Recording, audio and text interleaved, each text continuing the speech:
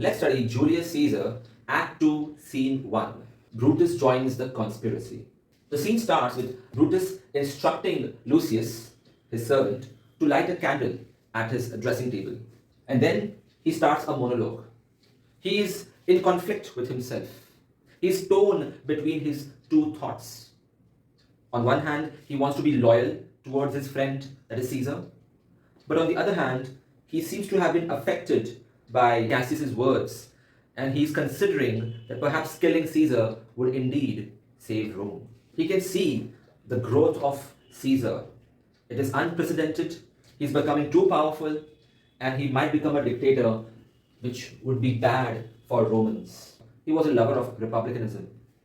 Now, Lucius gets him a letter which he found. Notice that such letters were spread by Cassius at various places, hoping that Brutus would get his hands on one of them, and it would appear as if it was written by a citizen of Rome, urging him to take action. And when he reads the letter in the light given by a shooting star, that is a meteor passing through the atmosphere, what was written in the letter was that you need to take action, you need to wake up, Brutus.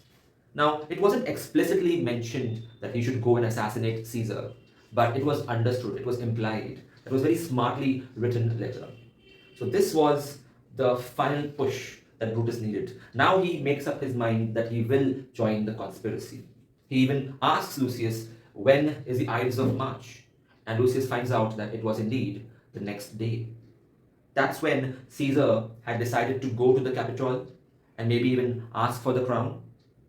And that's the day which the conspirators have prophetically decided for Caesar's assassination.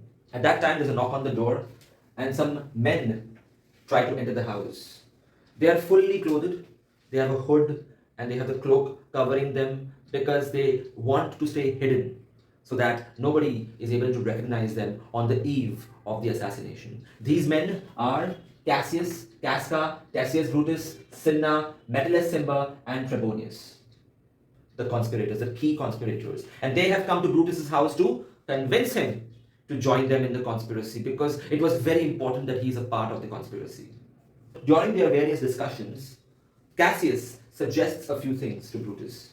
First of all, Cassius suggests that all the men there should take an oath that they will fulfill the mission no matter what. They will not back out, and they will not talk about this mission to anybody else.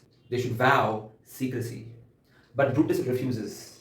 He says that it's such a noble cause. Looking at the condition of Rome, any honest Roman citizen would do this exact same thing, that is, kill Caesar. If this reason is not enough, then no oath will make sure that they will carry out the plan. Brutus has a veto power. The others have to agree with whatever he says because he's a very important element in their conspiracy. The second suggestion which Cassius gives is that perhaps they should invite Cicero, an old politician, in their plan. But again, Brutus rejects it, saying that Cicero is untrustworthy and so he should not be added. Brutus was of the opinion that Cicero wouldn't follow their instructions to the T. He's unpredictable. The next suggestion which Cassius gives, the most important one, the most critical one, is that after killing Caesar, they should also cut off his right hand, or rather, they should kill Antony, so that he does not take revenge. But again, Brutus rejects this, and this will be a bloody blow in the future. This would be the tipping point towards the end of the story. Brutus feels that once Caesar is dead, there's no reason to kill anybody. Antony, he enjoys a happy life. He is so absorbed in his sports and his entertainment that he won't take any action, even though he loved Caesar. Also, if they kill more people, then the mob might get angry. They should come across as revolutionaries, not murderers who mercilessly kill people left, right, and center. Next topic of discussion was whether Caesar will be coming to the Capitol in the morning or not, because there was some uncertainty about it.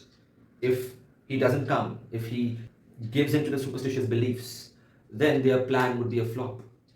At that point, Decius Brutus assured them that he would go to Caesar's house and convince him to come to the Capitol.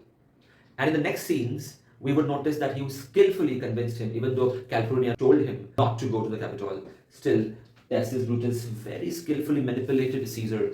So it was finalized that everybody's going to meet at the Capitol at 8 o'clock in the morning. Then there was a suggestion that even Caius Ligarius should be invited to join the conspiracy because even he was unhappy with Caesar's rise to power. But he was a little sick, so somebody was sent to get him to Brutus's house so that Brutus can gauge how well he is and perhaps even add him to the conspiracy. Then everybody departs. Then comes Portia, that is Brutus's wife. Now it's in the middle of the night. In fact, post that, it's like 3, 4 a.m. Portia is worried about Brutus. He's not fully clothed. It was so cold, he could have caught some disease. So she requests him to share his emotional burden with her. She assures him that she knows how to keep a secret. She's Cato's daughter. She's the wife of the honorable Brutus. She's not like some ordinary woman who would gossip about whatever he speaks. Portia had been noticing behavioral changes in Brutus since a long time. He wasn't eating properly, he wasn't sleeping properly, he was definitely keeping something from her.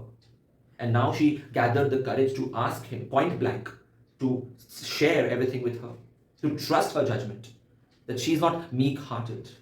She can also think politically. And then Lucius received Ligarius at the door. So at that time, Brutus asked Portia to leave, give him some privacy, and promised her that he would reveal everything to her. Now, Ligarius seems to be unwell, but he is willing to give his all for any noble task which Brutus would assign him, because he had very high regard for Brutus, especially when it comes for the welfare of Rome. He is willing to do any task. Brutus expected nothing less. He was quite impressed by his commitment and asked him to join the conspiracy, and soon he would explain the details to him as well. And with this, the scene ends. Hi students, this is AJ sir.